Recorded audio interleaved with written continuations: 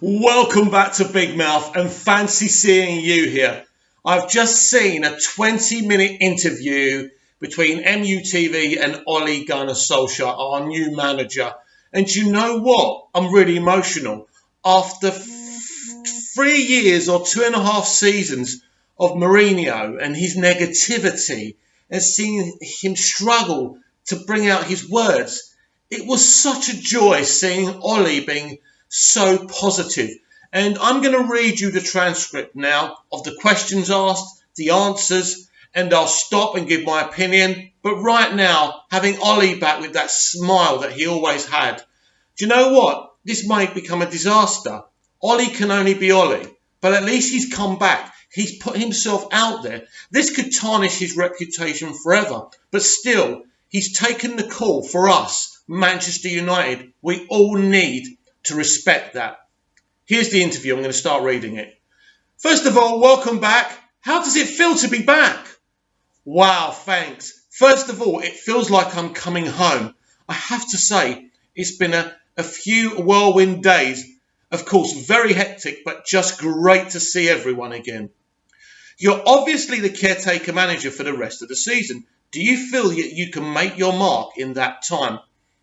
Well, it's 6 months and I'm going to enjoy the ride. I'm back home, if you like, and it's about seeing the players, seeing the staff. It's about, of course, just being myself. I know that the club is now running the process to find the next manager, so I'm just going to be myself. In the meantime, with Mick Phelan, Kieran McKenna and Michael Carrick and the rest of the staff, we'll just get the players enjoying football. Key. Enjoying football, and I'm looking forward to seeing the supporters again. You see, this is the key, the feel-good factor. You know, getting players enjoying themselves again. It's not about the gritty Mourinho, that depressing Mourinho. It's Ole's back, and he's going to go out there and he's going to go shoot, shoot, shoot. You know, and I love that. I love this lad. I've always loved this lad. It's like we've got Man United back. It's like feeling that Fergie vibe again. You are arriving at what is an incredible hectic time with 4 games in the space of 11 days. Does this give you really the perfect opportunity to throw yourself into the role and get to know all of the players? Yes, you certainly get to see the players in a game and a pressure situation. But I think just the amount of games coming up is no problem because you've got this squad. Now, I really like this, right? And I hope I don't lose my space, but lose my place, but I love this. Mourinho would have been going, all these games, but he's embracing it, he's loving it, and I've got this squad, an amazing squad of players. We've got 23 to 24 players. They are all quality. You see the positivity again, and they'll all get a chance. All will get a chance now with the amount of games coming up. They've got a chance to show they are Man United players. Key. Another key statement there from Ole. I guess you know some of the players already, but is it a case of getting to know them pretty quickly? Yes, of course, we're in a results business, another key point. And we want to win games, of course. That's our job. That's my mix and the staff's job to help the players do. We just want to see them play the football that they can do. Brilliant, very positive. I'm loving that.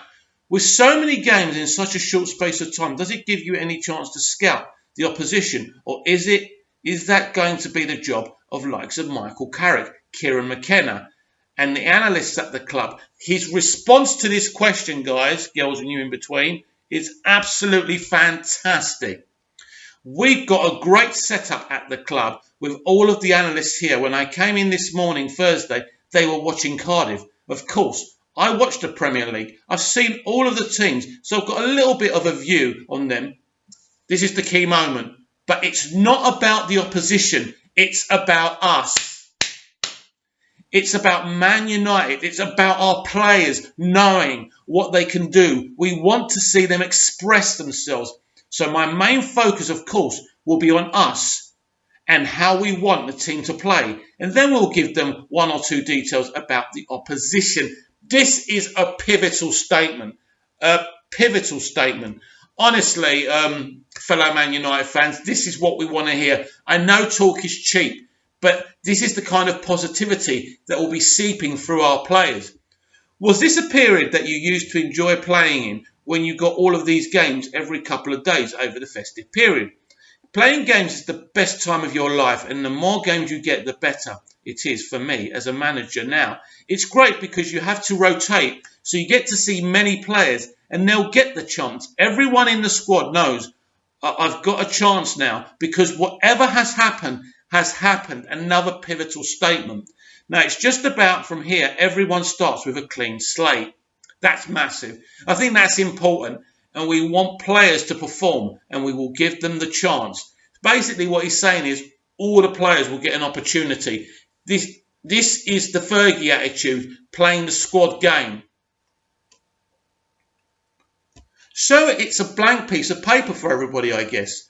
Well, you've got to start somewhere, of course. Seen the last few games, yeah, I bet he wasn't impressed. But you look at the team, you pick the team, and now you move on. They'll all get chances. That's brilliant. We want everyone to get a chance, even the players we don't particularly fancy. Obviously, your first game in charge in this weekend away from home. But on Boxing Day, you'll be at Old Trafford. How excited are you about the prospect of leading Manchester United out at Old Trafford? Well, where you are loved.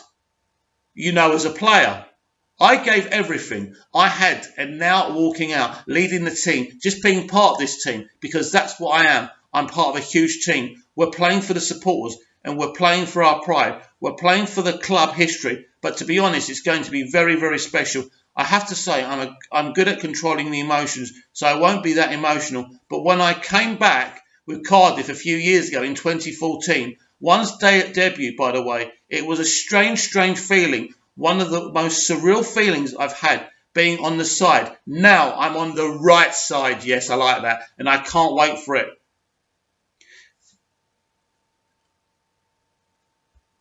I guess it will be a proud moment for you and your family. You'll be walking out.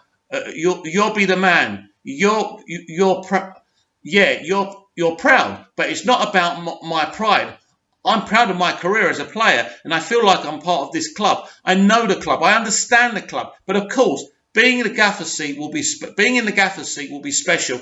Now, I don't know if I missed it because I've seen the interview. And when the guy goes to him, you know, when you come out to a place where you're loved, he goes, "Yeah, however long that lasts," sarcastically. So he's not going in this with any illusions. He understands us football fans. He knows how fickle we are. So, talking about Old Trafford, what's the first match in your playing career that springs to mind when you think of Old Trafford? Wow, many. I can't just talk about one. But of course, my debut in '96 when I came on and scored against Blackburn Rovers and I turned around and Eric Cantona was the first one celebrating with me. I remember Eric just come to him and embraced him hard. It's a strange feeling, but then suddenly it became part of you and it was home. You looked forward to coming out to Old Trafford and you felt comfortable, something the current squad haven't felt under Mourinho. That's my opinion, by the way, not Ollie's. And that's how you want the players to be. That's how I want to feel now. And I think I feel at home when I go out there. I think it's more about having the players being proud of their performance, and the supporters being proud when we walk off the pitch. Did it feel like home when you walked in this morning? Cafe still on reception? Smile, yeah, it is home. I've got to say, it's still here from when I was a player and a coach in the reserves. I brought some Norwegian chocolate for them. I think they're happy. Smiles. Obviously, I want some of that actually. Obviously, you've been a manager for quite some time, for the best part of a decade. Really, when you first become the reserves coach and moved on to Mulder, Cardiff, and then returned to Mould. How do you think your style as a manager has evolved in the last few years? Time flies when you're enjoying it. I was thinking about it. I think I've had 300 or 413 games as a manager and then the reserves. So 10 years or more or less, I've been coaching a team. You become more and more confident. Of course, the more mistakes you make, the more you learn. I've made a few mistakes over the years, but I've won the league. I've won cups. I've been relegated, so I feel I'm getting to know the occupation. But it's about man management. It's about managing players. This is brilliant. Managing people, managing the staff, talking to everyone and getting the best out of everyone. I have to say, I've had the best as a teacher, the boss, Sir Alex Ferguson, is and will always be the best at how you manage people. A lot of my management evolves from what I learned from him. Sorry about that. If you had to describe your managerial style now and then, would you bring Sir Alex as a big influence? Yes, he's been the biggest influence, but in the end, we are different. I'm a different personality. I've just got to be myself. You have to ask the people I've managed. I like people. I like to speak with people, engage with people. I want to see them express themselves. Whether it's working in the canteen, being a masseur, a physio, a player, a coach, you just want to see everyone express themselves. So that makes me happy when your team plays well. The players have expressed themselves. Mick Phelan is back as well. Yeah, it's great, smiles. What qualities do you think he brings to your setup? You know, that's the first thing I thought about because I'm youngish still. Kieran and Michael are young, and I thought I want some experience with me. I rang Mick, but he was doing a coaching course up in Burnley, so I couldn't get hold of him until it must have been 3 p.m, 4 p.m. in the afternoon. I've got the phone call earlier in the morning, so it's one of them hectic ones. He's been here. He's done it all. He's worked with the gaffer, Sir Alex Ferguson, more closely than I have. He's an incredible calming influence around me, and his football knowledge is really, really good. Michael Carrick is obviously also in the coaching staff too. Both you and him came off the bench when he made his debut against Charlton Athletic in 2006. What's it like to be working with him now as a coach? It's strange again because, of course, I played with him for a season, then I was a coach in the first team, and then I had the reserves. I watched Michael just evolve and develop. He's been a top player for us. He filled Roy Keane's boots, which wasn't easy, yes, true. Coming in and taking his number, to be honest, in a couple of days when I was at home last night on Wednesday, I'd been on the phone with Michael quite a few times. He's been brilliant. I'm looking forward to working closely with him.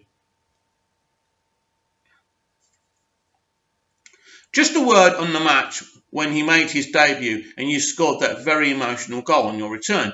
Yeah, that was his debut, yeah. That was rainy. I actually had the captain's armband when I came on and scored the goal. Luis Saha passed me the ball. I didn't remember it. It was that exact game. You know, we had 3 years without winning the league title. 03-04, 04-05 and 05-06. The guy remembers everything, doesn't he?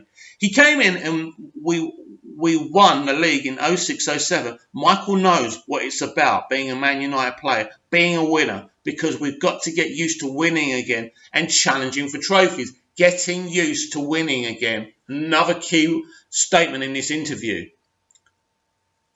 Like you, another member of the coaching staff, Kieran McKenna, graduated from the academy coaching setup. Have you kept an eye on some of the younger players coming through the system here at United? Because that's such a big part of the club. Yes, I have done. I've always been interested. And of course, having been a manager in Molde in Norway, that range of players I've been trying with Nicky Butt a couple of times to get players on loan over to Molde.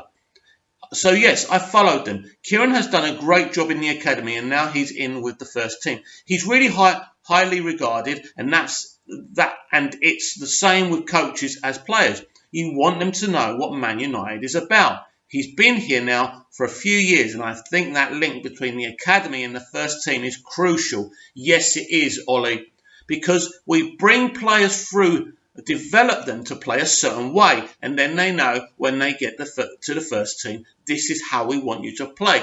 And this is the issue with Mourinho, isn't it? So they're going through all the stages of being youth players, playing, on the floor. Then if they ever got to Mourinho, which would be unlikely, they're playing up in the sky, looking into space football. So why we got this man in with the way the club was set up, I will never understand, even though I was desperate for him to come. But I was just looking at the results and the trophies. I wasn't looking at the bigger picture.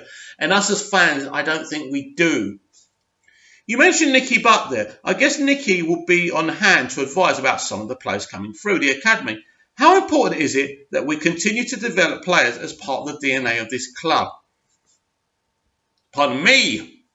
That's our identity. I was in the reserves as well myself, so I've been on that side of it. The link between the academy and the first team, and I know firsthand how important it is that me and Nicky, me and Ricky, Spragia, and me and Neil Ryan speak a lot because that's in our tradition.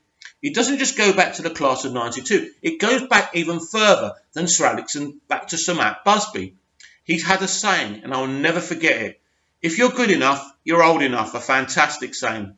I really hope that I can be part of that tradition, and there are some great youngsters coming through. I have to say, I watched the Youth Cup game against Chelsea the other day, and it was a fantastic result and performance. It certainly was.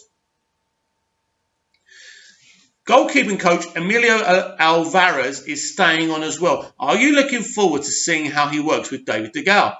Probably the world's best goalkeeper. Yeah, I've spoken to David and Emilio, and of course, David loves Emilio, and he really is so complimentary about him. We have the best goalkeeper in the world. He's been the player of the year so many years now, and he's been here, I think, 8 years. He still looks like a young keeper developing. Smiles. It's fantastic for me to come in. Maybe I'll have to do some finishing training with him just to peg him down a little bit. Oh, I love that. I love that mentality.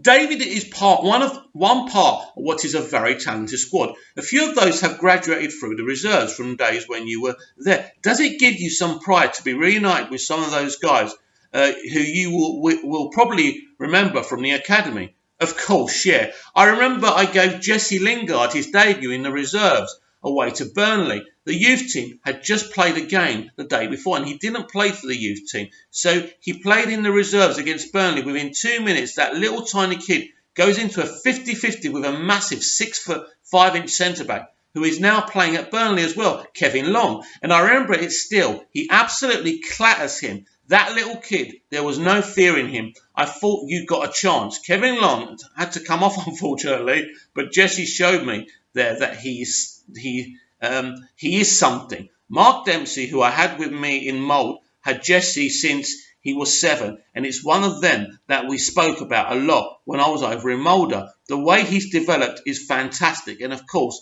I had Paul Pogba in the reserves too. Not for long because he went past the reserves for the first team very quickly. He was that special, a talent. Marcus Rashford we knew about. I watched Marcus. He was a bit younger, 3 or 4 years younger than Jesse, so he was just on his way up. So I knew about him. They are the 3 that I've seen from them being kids. It's great to see them playing now as well as they're doing. You must be looking forward to getting to know the rest of the squad too, in the same way. Yeah, that's one of the first things you do as a manager. You get to know people, get to speak to them. I've spoken to most of them today, Thursday. I've not had the time to get round to everyone. I've got a few other things to do. But it seems like a great set of lads, professional, just waiting to do well, wanting to learn, of course. I've spoken to Michael and Kieran about everyone, so I'll spend a lot of time in the next few weeks and to get to know the players. Some of your best results or most memorable results with Mould have been in the 2015-2016 Europa League. We beat Sevilla actually in the 3rd year. They won the Europa League. We beat them at home. What about the prospect of taking on Paris Saint-Germain in the Champions League? Does that get the blood pumping? Oh, fantastic. You know that was on Monday. I was watching, not knowing anything about what was happening here. Smiles. You think PSG, what a fantastic chance. Those are special nights at Old Trafford. The floodlights night, like the manager always talked about. You've got top talents to play against, and our great talents, great players to play against when you've got Neymar, Kylian Mbappe, and Edison Cavani. Those type of players. Those are the nights that Man United comes to the fore. I can't wait for it, but we've got many games before then. We want to build a foundation and now go into the game against PSG with confidence. If we can do that, great. Appropriately, you're coming back here in your Start again. Appropriately, you're coming back here in the year we celebrate the 20th anniversary of the treble season. How often in your daily life are you reminded about that? There have been a few times. Yeah, I've had a few pats on the back that the 99 Champions League final was the best night of my life. It was a great night. 20 years on, 26th of May. It's just what you're trying to say. There are a reason behind these grey hairs. Not just Warrior and the management. It's been 20 years. It's unbelievable how time flies. You've touched on it already, but you know the DNA of the club. When you describe the qualities of the football club to people who maybe don't know, what would you say?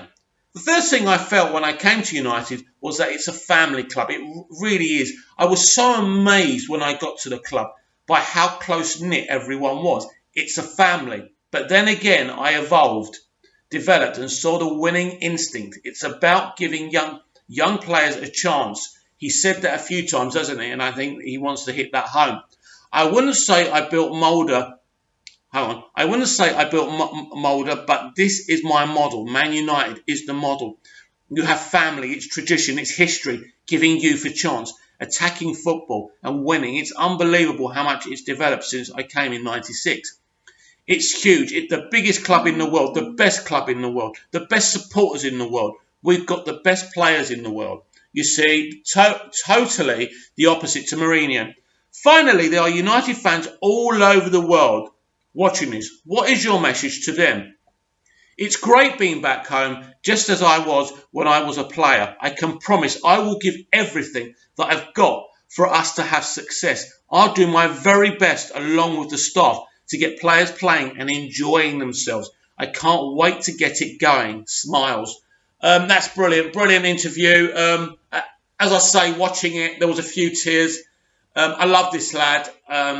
And he's brought it out, my love for United. Not that it went, but there was very little positivity in following Moyes, LVG, and this tyrant, Mourinho. And to see that lad come through, seeping with love for this club. When Jose Mourinho says there's no bigger Man United fan than him, he's a disgrace. This is a young manager who loves this club, who played here, who scored here, who gave everything. Who can forget the foul he did against the Newcastle player to stop them from scoring? This is everything he had to say wasn't bullshit. It was from the heart. You may say, well, Mick, talk is cheap. But I don't think his talk is cheap. I mean, when I first heard that he might be taking over, I thought, nah. I think I said it on here. But the more I thought about it, and after seeing that interview, I'm Team Ollie. I'm Team Mick Phelan. This is Man United back together. This is the real Man United, the Man United Sir Alex Ferguson created. And I want everyone, when that whistle goes on Saturday, whatever time we're kicking off, to back this manager, to back these players. I think we're going to see something special. We've had a dark cloud just lift over our club, and I'm really, I'm excited for the future.